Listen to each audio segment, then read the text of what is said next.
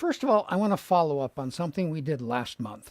We actually went to Kathy's house where we showed you how we can use these field cameras to shoot in your own home, your own project. But we were showing Kathy how to use a drill, how to hold it to drill straight. And I realized afterwards that I needed to show you some more illustrations to point out how important that finger is to get your work to come out right.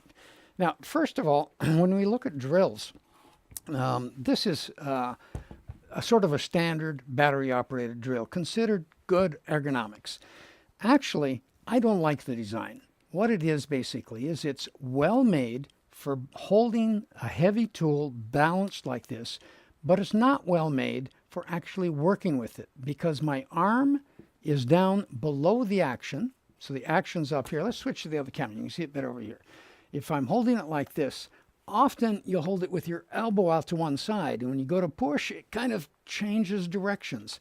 And when you push hard in the front, it wants to tip up. And so therefore, as you're doing this, and if you're left-handed, it goes the other way. It's hard to control. So one of the things that we used to always do is use our finger, not to pull the trigger, but I went to the shop and dug up a really old drill. Here, take a look. This is a Rockwell, and it actually still functions, one of my favorite old drills. It was properly designed for the job. Take a look at the handle here. Now, of course, this is a corded tool, not a battery-operated tool, so it goes way back. But if you notice, there's a saddle up here, and that is actually made to run your hand all the way up. And you actually hold the tool and pull with your fourth finger down here to drive it. What does that do? I'll take a look at it over here. When I do that, I can't bend my elbow out because with my finger here, it makes the shoulder uncomfortable. So what do? I move everything over and my arm is now in line with the action. I think you can see it on this camera.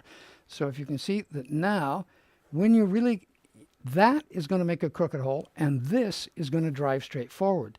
So these old tools that actually were designed for holding with the finger out on the side, and some of them even had a groove on the side here. But of course, we all went to batteries, and batteries dominated, and a whole new generation of tool designers came in, and they forgot that they really need to design the tool for the work and not for while you're holding it in the air. So this is not perfectly ergonomically designed. There are very few smaller tools that will actually allow you to come up, pick this up higher, get that finger out, and push a little bit more, but I'm not pushing back here where I really need to be doing it. So let's just take a look here at something else. This applies to a lot of different tools. Starts all with this old one. This one, if you hold it with a grip like this and go to cut, you know, you've done it. You cut through a 2x6 and you get a sexy S-shaped curve in the wood because it's going all over the place as you're pushing. Try it. Grab one of these in your hand. Grab it in your hand like that and then put your finger out. And when you put your finger out, you'll feel it all the way up in your shoulder. You'll come back and you'll get this piston-like action. Drop over to the other camera, Tina. There we go. You see how that, I'm pushing forward. If I'm doing this, I'm pushing every which way. When I'm doing that, it's going straight forward. And funny enough, this particular saw actually has a little bit of a slot for putting my finger in. So they were expecting people to do that. Watch good carpenters. They've always got that finger out. And it applies to other tools too. Let me just show you. Let's take a jigsaw, for instance.